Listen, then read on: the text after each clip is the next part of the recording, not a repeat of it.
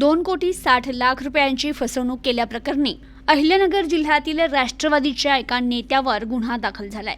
सरकारी मॅग्नेट प्रोजेक्टच्या नावाखाली सॉफ्टवेअर इंजिनियरची 2,60,00,000 रुपयांची फसवणूक केल्याप्रकरणी राष्ट्रवादी काँग्रेसचे अजित पवार गटाचे पदाधिकारी, महाराष्ट्र राज्य बाजार समिती सहकारी संघाचे सभापती बाळासाहेब उर्फ प्रवीण कुमार नाहटा आणि गजनिया शेल्टर्स कंपनीचे संचालक अजय चौधरी यांच्यावर गुन्हा दाखल करण्यात आला। दरम्यान आतापर्यंत 11 जणांची फसवणूक झाल्याचं उघडकीस आलंय। फसवणुकीचा आकडा 9,49,35,000च्या घरात असल्याची माहिती पोलिसांनी दिली। याबाबत राहुल मक्तेदार यांनी डेक्कन पोलीस ठाण्यात फिर्याद दिली आहे। त्यानुसार पोलिसांनी बाळासाहेब नाहटा, अजय चौधरी, रविराज जोशी यांच्यावर गुन्हा दाखल केलाय, तर पोलिसांनी चौधरी आणि जोशी यांना अटक केली असून बाळासाहेब नाहटा फरार आहे। फिर्यादी राहुल मक्तेदार हे सॉफ्टवेअर इंजिनियर आहे। त्यांच्या पत्नीची सॉफ्टेज मॉड्युलर फर्निचर ही कंपनी आहे। त्यांना अजय चौधरी यांच्या भांडारकर रोडवरील फ्लॅट ऑफिसचे आणि टेरेसचे फर्निचर खिडक्यांचं काम करत असताना ओळख झाली।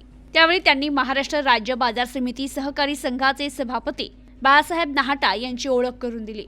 दरम्यान महाराष्ट्र शासनाची मॅग्नेट प्रोजेक्टची योजना आहे, त्यात एक कृषी उत्पादक कंपनी काढली जाईल। त्याचे तुम्हाला संचालक बनवू, त्यात तुम्ही 20 लाख रुपये गुंतवल्यास 78 दिवसांनंतर शासनाच्या योजनेप्रमाणे 60 लाख रुपये परतावा मिळेल। त्यातील ते स्वतःसाठी 25 लाख, 5 लाख अजय चौधरी यांना मध्यस्थी म्हणून कमिशन आणि 30 लाख रुपये तुम्हाला परतावा मिळेल।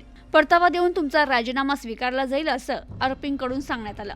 सुरुवातीला फिर्यादींनी गुंतवणूक करण्यास नकार दिला होता। त्यावेळी बाळासाहेब नाहटा यांनी सांगितलं की मी महाराष्ट्र राज्य बाजार समिती संघाचा सभापती आहे, माझ्यावर विश्वास ठेवा, ही सरकारी योजना आहे।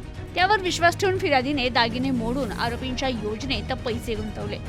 त्यावेळी अजय चौधरी याने पाचगणी येथील दांडेघर गावातील जमीन विकसित करण्यासाठी जमीन विकसित करायची असून त्या व्यवसायाकरिता 1,60,00,000 रुपये हात उसने पैशाची मागणी केली। त्यांनी 1 महिन्यात परत करतो या बोलीवर त्यांच्याकडून 1,60,00,000 रुपये घेतले।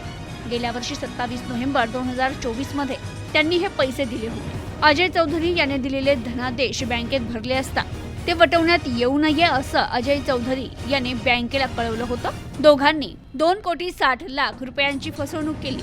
याबाबत फिर्यादीने तक्रार अर्ज दिला। त्यानुसार पोलिसांनी गुन्हा दाखल केला असून या फसवणूक प्रकरणाची व्याप्ती मोठी असल्याची शक्यता असून पोलीस त्या अनुषंगाने पुढील तपास करतायत। Bureau report, news today 24, Ahilyanagar.